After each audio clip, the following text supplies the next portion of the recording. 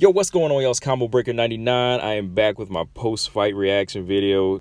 Deontay Wilder versus Tyson Fury, the rematch, man.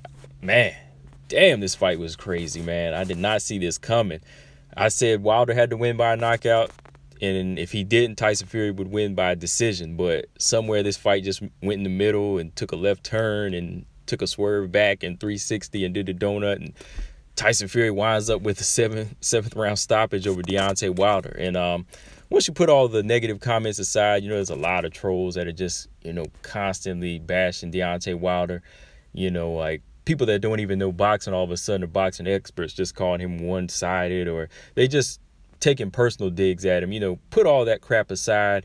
If you just look at what's going on in the ring, you have to admit that Tyson Fury, he put on a very, very good boxing match. He executed a good game plan. You have to give him that. Deontay Wilder, on the other hand, he came in with the plan to do the one thing, but he didn't execute. Once we just look at what's going on in the ring and the technical side, like, that's what I love, is the sweet science. I don't want to hear anything else. We just look at what's going on in the ring. Tyson Fury, he just executed a good game plan that worked perfectly for him, right from the jump. Real quick, man, we'll just go through the fight. I'm not going to go through every single round, but I'm just talking about the game plan. I mean, if you look at the first couple rounds, Deontay Wilder, he didn't do what I said he should have done. He didn't go on the attack. He didn't meet in the middle. He didn't meet Tyson Fury in the middle, because Tyson Fury's game plan this time, right off the top in the first two rounds, was to come straight forward. He started being more offensive. He was a more of an offensive boxer this time, where whenever Deontay Wilder saw that, it kind of put him on the back foot. And, like some people said, that they say Deontay Wilder's weakness, he's never fought on the back foot. And you could see with him on the back foot, he couldn't really get loaded up or measure that right hand. So Tyson Fury was just constantly backing Wilder up with his jab.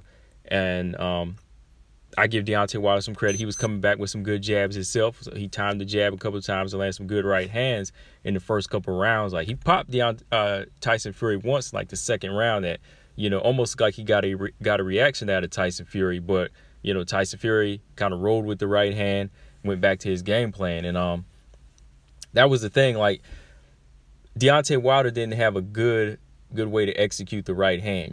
If he really was looking for just the right hand, he didn't have a good way to execute it with a guy that was coming straight forward and that was going to meet him in the middle. Instead, he went on the back foot the whole fight and just kind of let Tyson Fury take over, with the jab. He was just taking over with the jab, hitting him to the body with some left hooks. And the big money punch for Tyson Fury here, because if Deontay Wilder's corner was really, helping him out in this fight, they would have told him not to circle into the power zone of that right hand. He should have been circling away from the right hand. He was circling into that right hand all night. That's why I was like, yo, if he continues to circle to his left, the way he's circling with his hands down, and the way Tyson Fury's just like jabbing his way in, he's going to come over the top. And lo and behold, he just kept tagging Deontay Wilder with the right hand. He hurt him a few times, and then when he dropped him, what was it, like the third round, I want to say, we kind of brushed him kind of like looked like it hit the ear and then the back of the head, and knocked him down. That one punch knocked Deontay Wilder's equilibrium totally off. The rest of the fight, he was just like out of it. He just could not stand. He was constantly off balance. His balance just looked terrible in this fight. And I think it was a mixture of the equilibrium loss, but I also think it was just the fact that he had to fight off the back foot in this fight.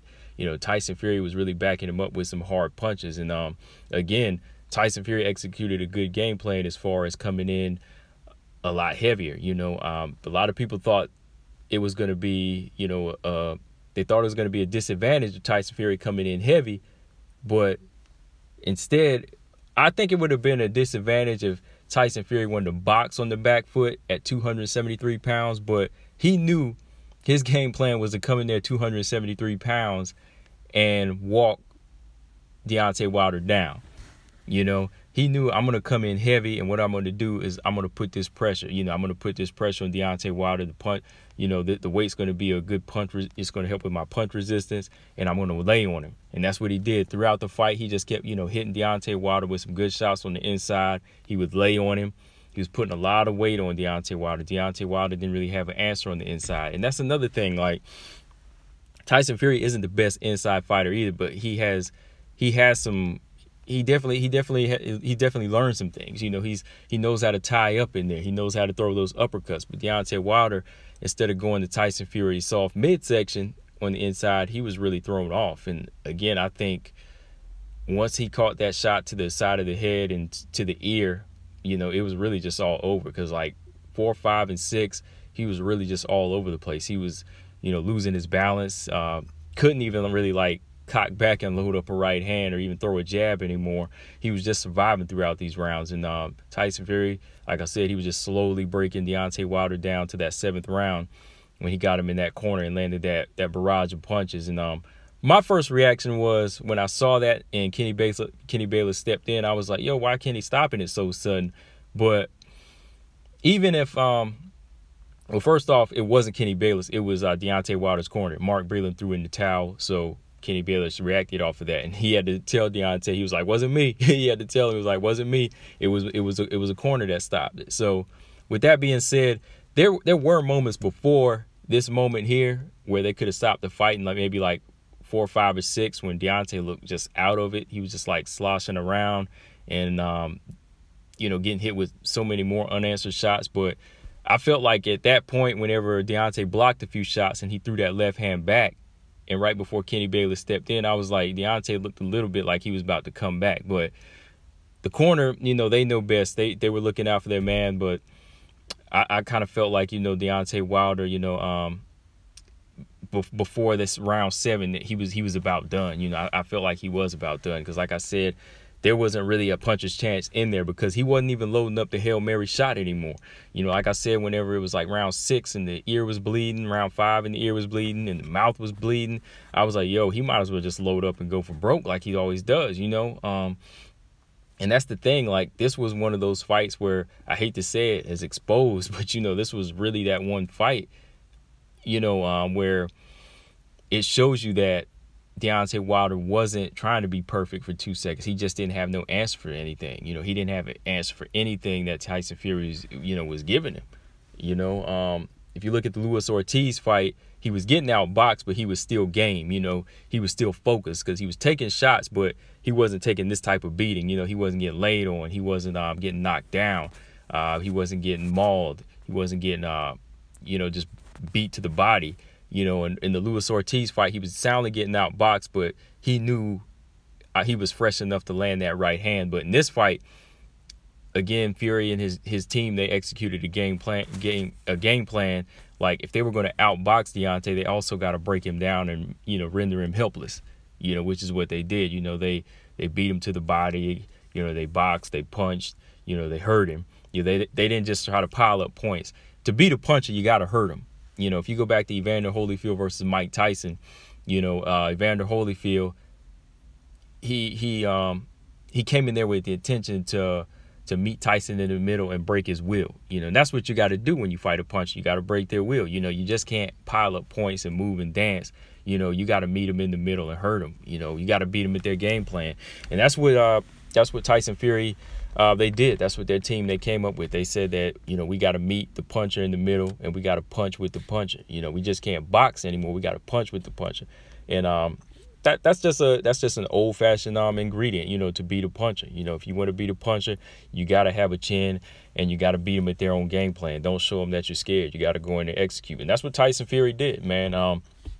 I like the game plan he did. I didn't really approve of that blood licking thing. I thought that was kind of nasty. So if I was to take away a point, I would have taken away a point for that. You know, Kenny Bayless took away a point for, you know, the excessive, you know, holding and hitting.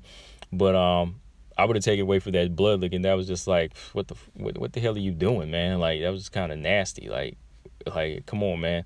And, you know, so many people out there, oh, you know, they you know, of course they were loving that shit. But anyways, man, like, overall, I think Tyson Fury, like I said, he executed a good game plan as far as his boxing, you know, and the strength he showed as far as, you know, just putting on the weight, being the aggressor. Deontay Wilder, man, like, I'll probably do a separate video on this, but, you know, he just needs to hold his head up high, man, and just appreciate the time he had as a champion.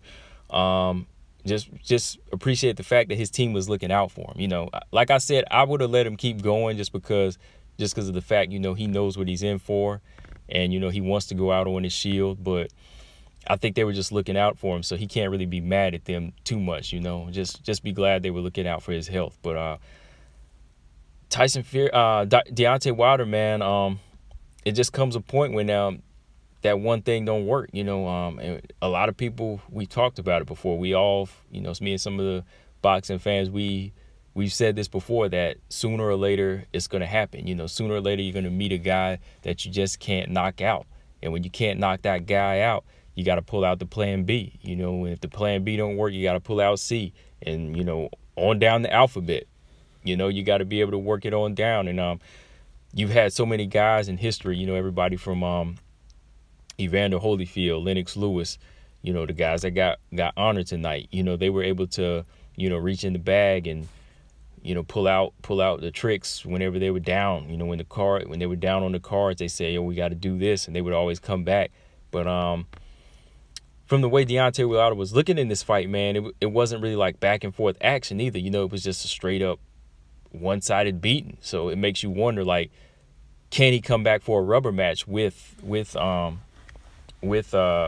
Tyson Fury? I don't know. You know, that's something I might have to talk about, you know, on the podcast. But yeah, I just wanted to go back and do this video, my post-fight reaction video, you know, more like discussion, because there was just so many thoughts running through my head when I saw this in the fight, you know, because like I said, Deontay Wilder, he had to exterminate before this guy could really get into effect. You know, you gotta go in there, you gotta take a guy out before they get into their rhythm, man. But yeah, man. I don't know, man. Like, as far as what Wilder should do from here, just gotta kind of look at his mindset, look at some more post fights. You know, if he does come out and talk, and then, you know, I can probably judge it from there. But Tyson Fury, you know, he's got the belt now. He's got the WBC belt. From here, it's all on him if he wants to do the rubber match right now, or if he just want to go straight after Anthony Joshua. But let me know, guys, in the comments section what y'all think. It was a good, like I said, it was a good boxing match for Tyson Fury. Hey, respect to him. He won. You know, he won it. But I definitely gotta say, I'm still riding for Wilder. You know, I'm not gonna turn my back on him like a lot of people are doing now. I mean, you know, I'm disappointed in his game plan. You know, in his execution of coming in there and just, you know, looking for the one thing and not getting it. So I'm disappointed in that light, but I'm not turning my back on him. I'm still a fan of Wilder. But yeah, man, that's all I got on this, guys. Let me know how y'all feel about the fight in the comment section. I'm going to do a longer discussion, of course, on CB99 Talks this week. So make sure y'all subscribe. Thanks to all my new subscribers. I'm out. Peace.